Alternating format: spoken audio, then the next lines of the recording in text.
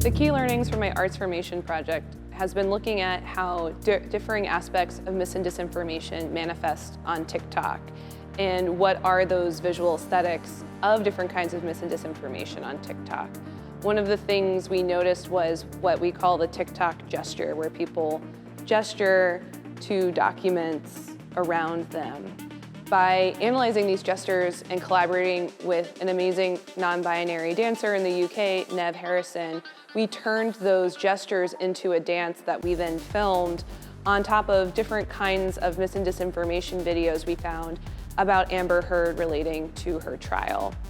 So for us, what was really interesting and important was seeing how new kinds of mis and disinformation are being remixed and created inside of video platforms like TikTok.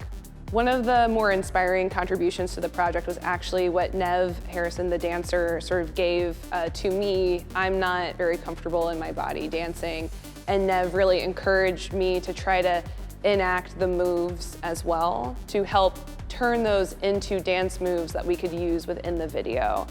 And I think for me that actually also ended up enhancing, in a way, the analysis I was doing, because I ended up embodying and further embodying these gestures that we had been studying. I learned about ARTSFORMATION really early on when Wag from Amsterdam approached me to be their artist. I think all different kinds of pan-European, pan-EU and non-EU funding, especially for the arts, is really important, as so much of Europe, inside and outside of the EU, is a community, it is a collective. I know all different artists across all different kinds of countries. So for me as an artist, it feels really great, and it feels like an honor to be a part of such a transdisciplinary and transnational organization. My workshop session for the program was a bit different than my ARTSFORMATION project, but a lot of the ethos of my ARTSFORMATION project is rooted in this workshop. So I have a practice called Feminist Data Set, in which I use intersectional feminism as a framework to investigate all different kinds of technology, mainly machine learning.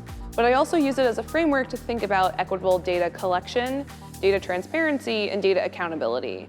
The workshop for today was on feminist data governance, and that spanned many different areas, including how data is presented, how data gets to stay online, who maintains it.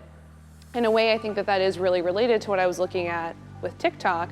Why is misogynistic misinformation so popular and so prolific and so engaged with when feminist discourse is not? This is really a harm inside of TikTok. So thinking about, well, what are the data governance mechanisms in that platform, and how do you insert equitability and feminism into that is deeply important.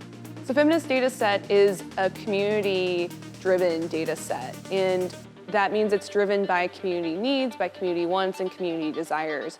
Often our data sets will be about a particular issue in a community. So in creating a data set about an issue, let's say it's about income inequality or a lack of free access relating to healthcare, for example, those are feminist issues. And then the documentation, the creation of the data set becomes, in a way, an archive of protest, an archive of wants, an archives of urgency, because it's driven by that need. So by creating with communities and ensuring that the community wants and urgencies are the focal point of the data set, it in a way becomes not only a representation of a problem, it becomes documentation of potential solutions as well. And so that's the way in which we see it acting as protest, because it's illustrating the gaps, the wants, and what collective action can do.